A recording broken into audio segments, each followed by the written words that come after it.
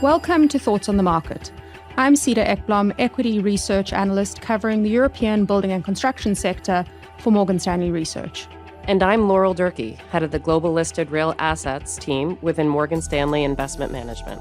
And on this special episode of Thoughts on the Market, we'll discuss the opportunities, risks, and latest investment trends when it comes to decarbonizing buildings. It's Tuesday, April 30th at 2 p.m. in London. And 9 a.m. in New York. So let's take a step back. Picture the gleaming towers of New York, London, or Hong Kong. Now think about these buildings breathing out carbon dioxide. The built environment is responsible for about a third of all global energy consumption and CO2 emissions. And so if we want to get to net zero by 2050, which means emitting as much CO2 into the atmosphere as we take out of it, decarbonizing the building stock is essential.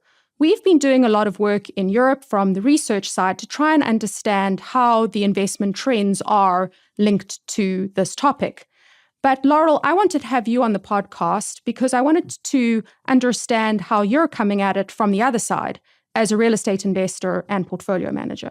Yeah, Cedar, so I've seen some of your notes, and I actually wasn't too surprised by your conclusion that energy renovation is seeing rising investment momentum in Europe. And this is despite the high upfront costs, which are driven by government regulation, build cost inflation, and higher interest rates. Yeah, we decided to do this work because we've had a lot of incoming from investors around what's happening from an investment perspective, because we have seen a few government policy sidesteps or backtracks in the last 12 to 18 months around this topic. And so we did some proprietary survey work in the residential, non-residential, and providers of capital space. And we had some really interesting outcomes. I think the most interesting was that despite the fact that government subsidies have been dialed back a little bit and the cost of investment has gone up because of inflation, actually private investment is really robust. And I think it's because there is a clear economic incentive that both homeowners and non-residential building owners are actually talking to. I mean, the first one is that homeowners are telling us that they see a 12% increase in their home equity value if they green that property. And when we look at the non-residential space, what we're seeing is that renovation budgets are up 4% year over year, even in a backdrop of higher interest rates. We see a huge runway of investment to come through on this topic. It is multi-decade. It's not going to happen overnight. You're talking about 2.8 trillion euros of investment by 2030 on our estimates, and that number extending to potentially 5 trillion euros by 2050. And that's just in Europe. So the scope and need for investment really is huge. What do you think are the hurdles to delivering this opportunity? It's such an interesting question. I mean, there are so many. It's a little bit daunting at points when you think about it, but we're looking at really complicated projects. We're looking at skills bottlenecks. We're looking at upfront costs being really high.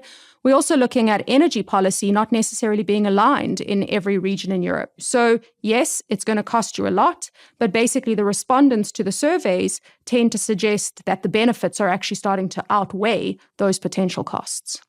So Laurel, I think that there's been some really interesting overlaps between what you and I cover, but from different angles.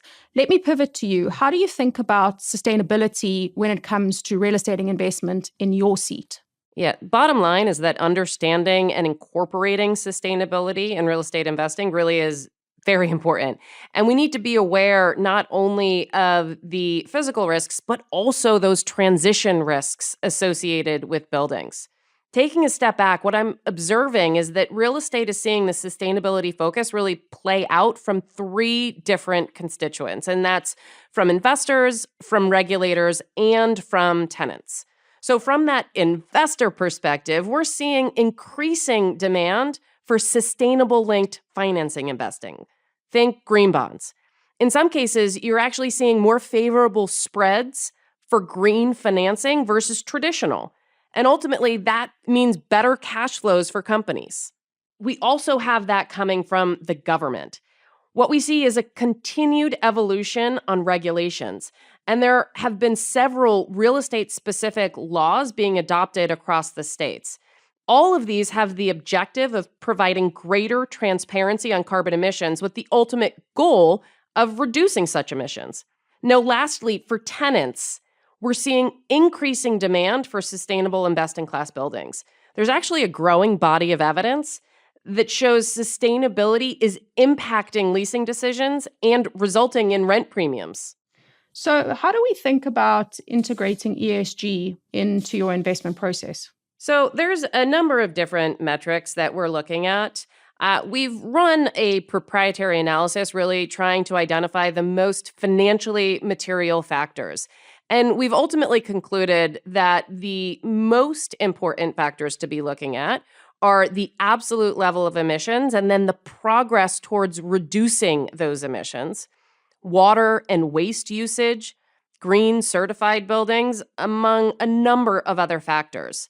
Ultimately, what we need to do is put together a framework that helps us assess the expenditures in order to really adhere to the regulatory requirements that I was just describing, and ultimately allow the buildings to enjoy operational cost savings from implementing sustainability measures. This is really about future-proofing buildings and enhancing value.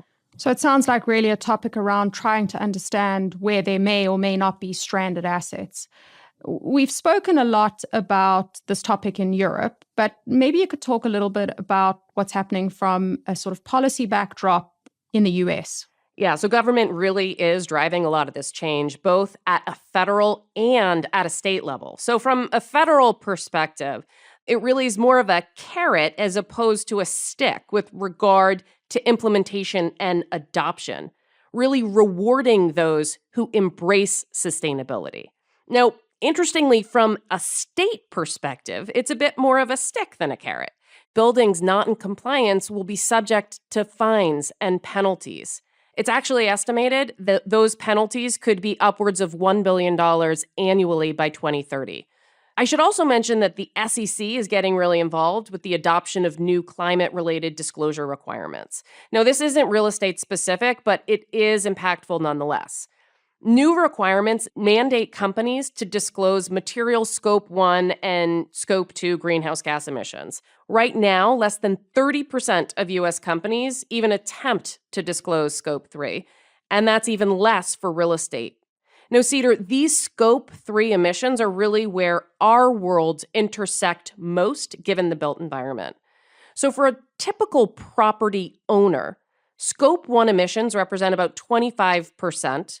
Scope 2 is about 55% of their emissions, and then the remainder is going to be this Scope 3. But if you look at a developer and an owner, that's where you see Scope 3 emissions range between 80 to 95% of their total emissions. So if we look towards the future, what are you hearing from clients and colleagues about where sustainability investment trends go from here? I think the trends have to be towards reducing these Scope 3 emissions, or maybe I hope that's where the trend is.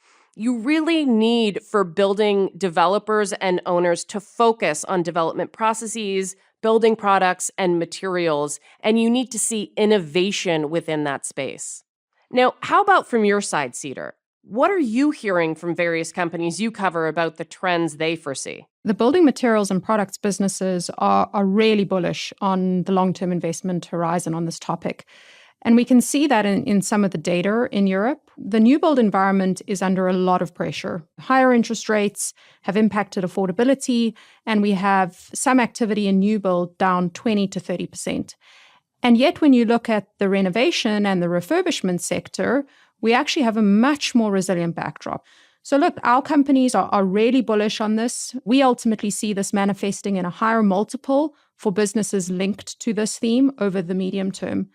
In all honesty, we're really just at the beginning of this theme. We think there's a lot of runway of investment still to come, and we're keeping an eye on it. So with that, Laurel, I'd like to say thanks for taking the time to talk. It was great speaking with you, Cedar. And as a reminder to our listeners, if you've enjoyed Thoughts on the Market, please take a moment to rate and review us wherever you listen to the podcast. It helps more people to find the show. The preceding content is informational only and based on information available when created.